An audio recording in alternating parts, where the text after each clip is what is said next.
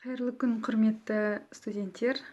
Біз сіздермен өткен сабағымызда педагогтың имиджі жайлы тақырыпты қозғаған болатынбыз. Бүгінде жалпы педагогтың қыр-сырымен танысуымызды жалғастырамыз. Бүгінгі сабағымыздың тақырыбы педагогтың кәсіби құзыреттілігі. Жалпы құзыреттілік сөзі біреулеріңізге таныс болмауы мүмкін. Сондықтан да құзыреттілік сөзімен жақынырақ танысатын болсақ, ол бізге латын сөзінен енген қабілетті деген мағынаны білдіреді. Құзыреттілік терминіне алғаш анықтама беріп, енгізген американдық ғалым Хомский болып табылады. Жалпы құзыреттілік ұғымы тұлғаның бойындағы білім, білік, іскерлік, дағдыны іс жүзінде қандай да бір мәселені шешу жолында қолдана білу қабілеттілігі болып табылады. Келесі мектепке дейінгі тәрбие және оқыту бөлімінің негізгі педагогикалық құзыреттілігімен танысатын болсақ, ең біріншіден көріп отырғанымыздай әдістемелік құзыреттіліктен барып өсе береді екен. Психологиялық, педагогикалық, коммуникативтік, зерттеу, презентациялық, акмеологиялық және ақпараттық коммуникациялық құзыреттілік. Әдістемелік құзыреттілік, яғни ол жүйелілік іс-әрекеттің бір түрі, тәсілі. Ол жерде біз оқытудың әртүрлі әдістерімен қарулануымыз, әдістерді білуіміз, яғни сол арқылы оқыту процесінде білім мен іскерлікті балаларға үйрету, меңгерту, сол жерде біз өзіміз қолдана білуіміз қажет. Келесі, психологиялық, педагогикалық құзырет. Бұл жерде білім беру процесін жобалау технологиясын меңгеру, яғни педагогикалық талдау, мақсаттарды жобалау, білім беру процесінде нәтижелерін түзету және талдау болып келеді.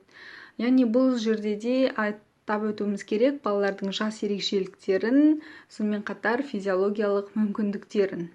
Коммуникативті құзыреттілік, яғни білім берудің қатынастарының барлық қатысушылары, бала, ата-ана, отбасы мүшелері, педагогтармен оң нәтижелі және өзара іс-қимылды жүзеге асыруға мүмкіндік беретін қарым-қатынас тәсілдерін практикалық түрде. Келесі бізде зерттеу құзыреттілігі, ол бізде жаңағы қандай да бір ақпаратты іздестіру, сол ақпарат бойынша қолдану және тиімді жұмыс жасай білу.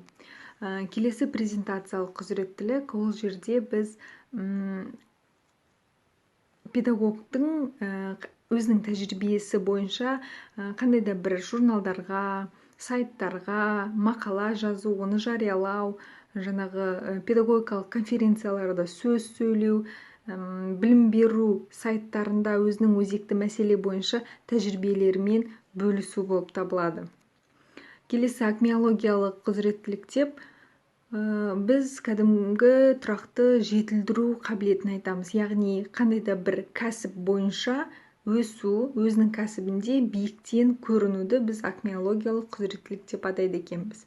Келесі ақпараттық коммуникациялық құзыреттілік деп оқу іс-әрекеті, құжаттама бойынша оқытуға мүмкіндік беретін компьютерлік, практикалық дағды, мәтіндік редактор, электрондық кестелер, электронды презентациялар және жалпы интернет желісімен белсенді түрде жұмыс жасай. Педагог бірнеше қызметті ұйымдастыру мәселесі бойынша құзыретті болуы тиіс.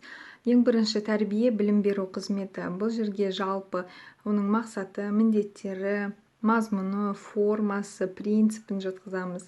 Келесіде оқу әдістемелік қызмет, бұл жерде жас ерекшелігіне сай бағдарлама бойынша тиімді оқу іс-әрекеттерін ұсыну.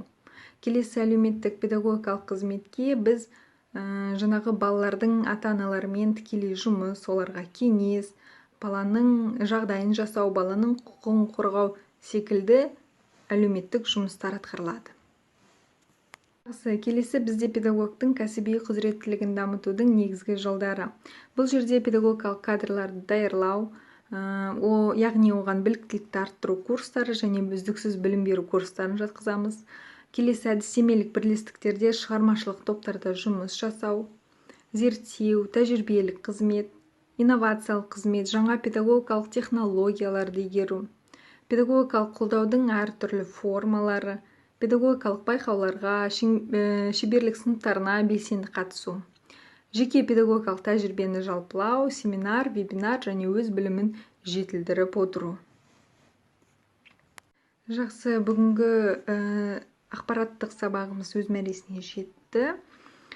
Тақырып бойынша қандай да сұрақтарыңыз туындаса, онлайн чатыма жаза аласыздар.